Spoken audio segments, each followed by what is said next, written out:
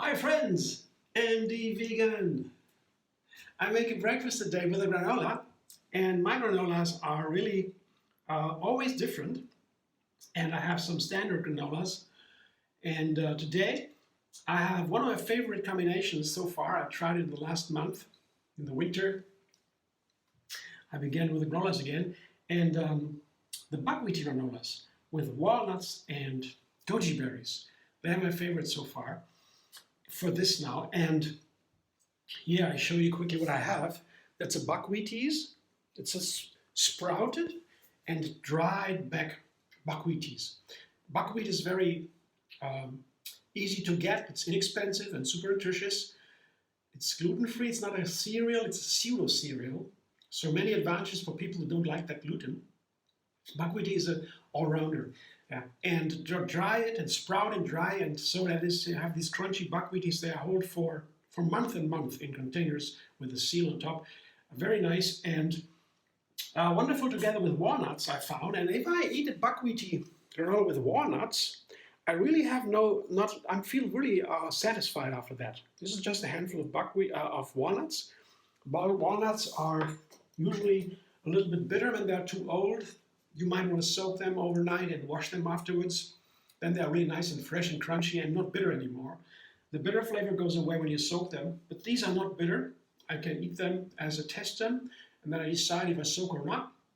These are perfect, and they have a very important fat that we need every day. So a handful of buckwheaties, and that's also, I guess, why the buckwheaties make the difference in this granola for breakfast. And then I have some dried fruit, so all the dried ingredients here in my granola. I simply love goji berries. They are super high in antioxidants. They are called a superfood for that. And when medical science looks for health in food, they also always look for antioxidants. That's one of the most important health promoters in food. And they are super high. That's why they're called superfood.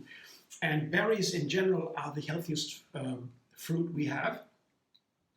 And so the fruit is the second main part of this breakfast. I have usually a granola, then a fruit salad, and I show you right away what I do with this fruit salad. I have a lot of different fruits today.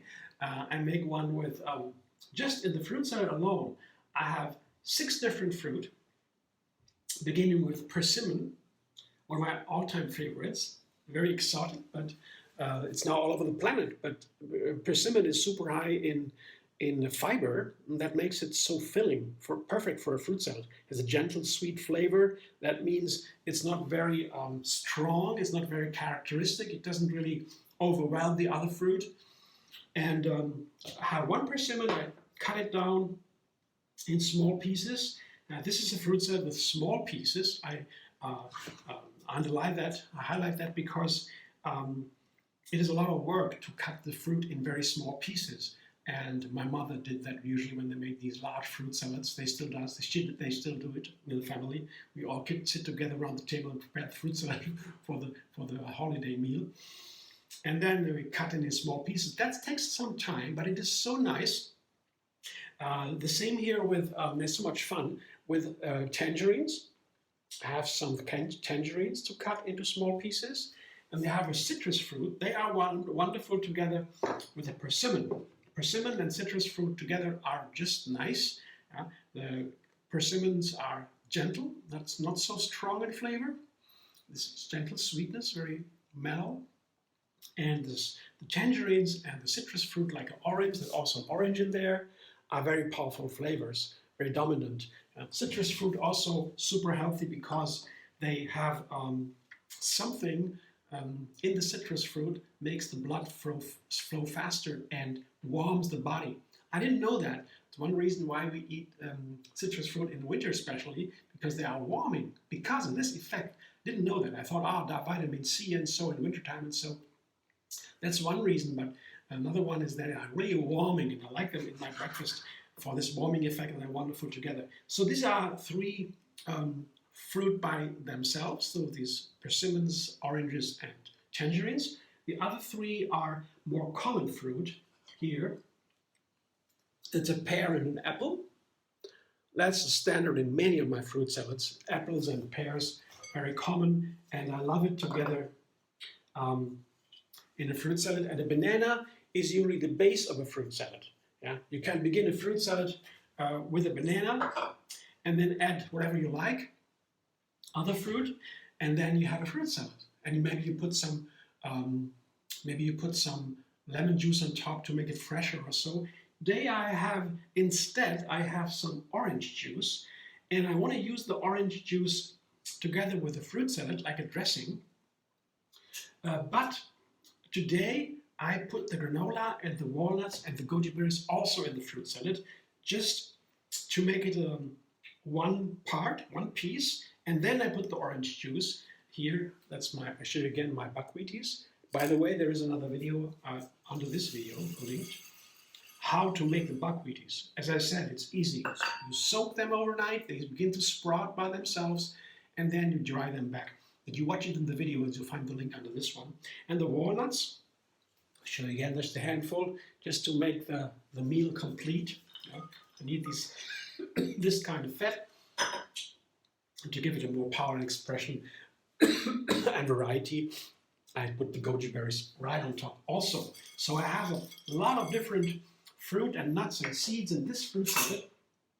And now it's time to put the orange juice on top. So you see here just 2 or 3 or 4 juice oranges. They're very easy to juice. I just put it on top to keep it all together, to give it a little bit of binding. And also, again, another citrus fruit, the juice of it, for the persimmon. And what they also do, the orange juice, it is very nice together with the buckwheaties because they are dried. And when you put them in juice, like here a little bit of orange juice, they soak back the juice and become fresh again. I would say my first experience with that, wow, the fragrance. My first experience with that was they become fresher almost than from the field. And the buckwheat comes from the field. The grain, you harvest it, it is fresh. But when you put the juice in the buckwheaties, they become even fresher than that. And it's so fantastic, you gotta try that. And they taste very nice together with juice. Again, any fruit juice is nice with buckwheaties because of that. The flavor is always different. But here I have composed it a little bit around with the citrus fruit. So, that's what I put into my bowl. You see I have a large bowl here. I eat mostly fruit. And then you have a nice amount of food. Eating only fruit, fresh fruit. You can eat a lot of fresh fruit. Yeah? That is more than any other food you can eat. Just fruit. But you can never eat too much. That's the good story about it. It is super healthy. It's the second healthiest food. The third healthiest food to be precise, after dark leafy greens, herbs and spices, and then we have the fruit already. Very healthy, and but you can eat a lot. And also to get enough calories, you can also get your calories mainly from fruit, because they have so much sugar and so many calories. But you cannot overeat because it never makes you sick or so, or overfilled or something. That's the good part of fruit. So when I have a fruit salad, it's the main part of a breakfast. I eat a lot. For example, if I eat oatmeal or so, just oatmeal, I eat a very small amount only, relatively, never as much as this. But it is not that much really. It seems to be much, but it's all fresh fruit. And there is no problem. You never eat too much of it. So this is my fruit salad. I could have that for breakfast and nothing else, but there are mainly 2 parts, the granola, the dried part and the fresh part. And on top, I put a third part, and here I show you what I did as a cashew yogurt. There's another video how to make it. You find the link under this one. And this is so full here. I'm going to show you that. I didn't tell you before, but this here is a cashew yogurt that was, when I filled it, it was like that. And overnight, it became that large. because you see here the gas coming out of the yogurt fermentation from the bacteria. It makes it so full. And if I had a smaller glass, this is a good amount of glass of free space here that remains. If I had filled it until here, yeah, now I filled it until here. Now it's like, it would be overwhelming already. It would be coming out of even the sealed container. It would not hold it. It would really be everywhere now. Happened to me sometimes. But when you have only this much of cashew nuts blended with water and the bacteria, only this much, then it's okay with this container, because this is needed to stop the yogurt from overflowing. Even the container cannot keep it, even the lid cannot keep it. It goes through the lid. It's really such a power in this fermentation process. Very interesting. So now I got it right. After all these weeks, I make this yogurt. And once you stir it again, you see, I stir it now with a spoon.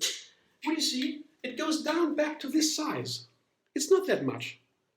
It was all air, but this air really comes out of the bowl, of the glass. And I just wanted to share that with you because I was a little bit frustrated when I made my yogurts these last weeks. They always came through the lid. And I thought, what can I do? What can I do? So what I do now is I fill only half of the glass at the most, the very most. And then I put it into a warm place, not too warm, not to a heater. I had it in the heater before, and then it went very fast and went through the lid. But now I fill it only half, and then I put it on a warm place, room temperature, not behind the heater. And then after maybe 6 or 8 hours, I put it in the fridge right away. You let it out of the fridge too long, it might also go through the lid. So that's what I wanted not to happen. And now I put the yogurt on top. You watched the other video. Now we have 2 videos to watch if you want to make this, the cashew yogurt video and the buckwheaty video. And then what happens here is, you see it, the yogurt goes down to the fruit salad, and mixes with the orange juice and everything. It's a wonderful effect. I never made this breakfast before, but I have also 2 more ingredients to put on top of the yogurt to decorate. I have the thawed cherries and blackberries. You have these frozen berries, like the goji berries, the healthiest of our fruit, and they are really a wonderful gift of nature. The blackberries are called the healthiest fruit at all, together with the blueberries. Blackberries are even healthier because the dark color of these berries allows them to go right, the nutrients, right through the brain. And there, it makes the brain more effective. The memory gets better just by eating these berries, blueberries, blackberries, and so you get a better memory. You have regularly eating berries, so always try to get some of these berries into my breakfast, somehow into my menu every day. It's a very good advice because it makes the brain actually work better. So that's my breakfast today. Careful now. I always put too much, and sometimes then I have a little mess here, but that's what it looks like today. They're beautiful. And I guess it tastes amazing. I will try it soon after making my photos and so, taking my photos, but very happy to try this. And it's basically easy. You have 3 parts of the recipe: the granola, the dried part, the fruit salad, and the yogurt on top. 3 parts. And this method, call it Take 3, makes it easy to make a new recipe every day. You know, you can change each of the parts. One part can have 1 ingredient only, and you can have 3, and each ingredient can have 3 again. So you can go as long as you want, as many ingredients as you want, but begin always with 3 ingredients at the least. So that's my method to really keep it simple. And once I understand the recipe, like say the basic recipe with 3 ingredients, it works. The measurements and the ingredients together, they play together. Once I have it down, how these 3 work together, I can elaborate and add more ingredients, make it more complex and so. But these little basic elements are the clue, the cue, or the trick how to learn cooking, I would say, from scratch. It's all about combining ingredients, and this little method here makes it so easier to explore the endless vegan variety. That's why I do all this, to have as many different plants in my menu as possible. Thanks for watching. I hope you enjoy. If you like my videos, subscribe. MD Vegan on YouTube. Have another recipe every single day. And find me on Facebook, Instagram, Pinterest, and X.